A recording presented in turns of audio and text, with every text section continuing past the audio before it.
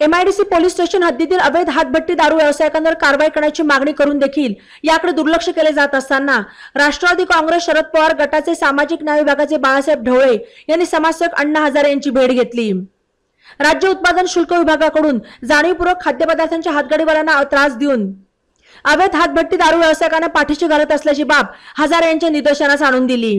सध्या अवैध हातभट्टी दारू विक्रेत्यांवर कारवाई न करता खाद्यपदार्थांच्या हातगाडीवरती देशी आणि विदेशी मद्य सेवन करणाऱ्यांना त्रास देऊन हातगाडी चालकांवर कारवाई केली जात असल्याचा आरोप ढवळे यांनी केला आहे।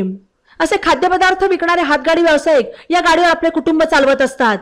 खाद्यपदार्थांची विक्री करणारे व्यावसायिक दारू विकत नाहीत। अवैध हातभट्टी दारूचे अनेक अवैध व्यवसाय मोठ्या प्रमाणात चालत आहेत।